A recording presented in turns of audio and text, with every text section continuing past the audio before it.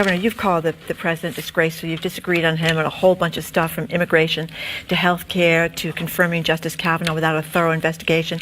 Yet you've also endorsed the slate, the GOP slate in Massachusetts, which is confusing because so many of those people, including Geoff Diehl, is running for United States Senate, who ran Trump's campaign in Massachusetts, is on the other side of a lot of the issues that you are. So how do you... And said he would vote for Kavanaugh. That's right. He did say he would vote for Kavanaugh. So how do you square that, standing with candidates who support so much of what you oppose? Well, I said during the primary season that I would support the ticket because a lot of people were concerned in the party that I would play favorites, and I chose not to. I have my own race to worry about, and I'm spending a lot of time working on state rep and state senate races as well.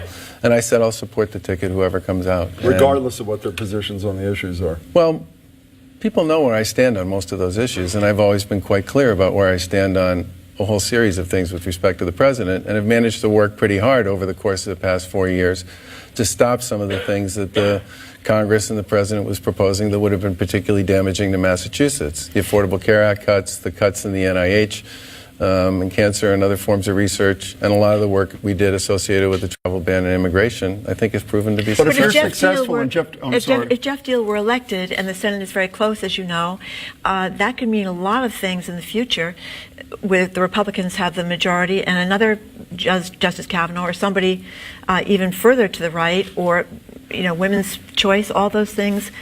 Senators are in charge of that. Well, that's why we worked so hard to make sure we passed access legislation for women's reproductive rights here in Massachusetts, and also cleaned up a lot of our old statutes with respect to abortion, and made very clear that whatever happens with respect to Title X funding at the federal level, we're going to continue to fund. Doesn't give you any pause, though.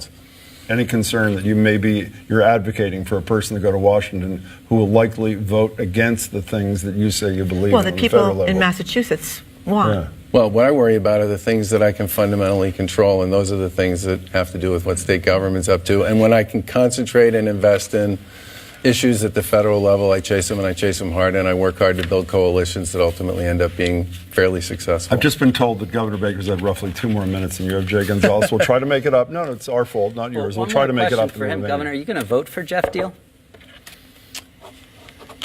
Governor?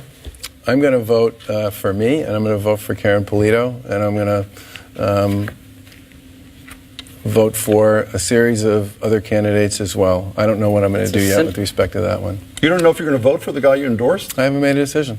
So you're asking people in Massachusetts to vote for Geoff Diehl, and you're not even going to vote for him? I said I was going to support the ticket, and I do. But you may not vote for the ticket. I'll make my decision eventually, and I'll make sure people know. So why are you telling people to... I mean, to me, this comes down to clear loyalty for the Republican Party over someone supporting issues like pro-choice and women's rights and LGBTQ rights, which, let's be clear, Geoff Diehl was the chair of Donald Trump's campaign in Massachusetts. He would be a rubber stamp for Donald Trump's agenda in Washington.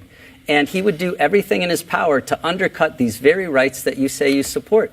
And you say you're clear on your position.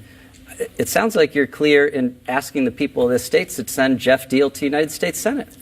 I'm very clear on my position on these issues, and I've worked very hard on them here in Massachusetts, and I'm going to continue to work hard on them here in Massachusetts.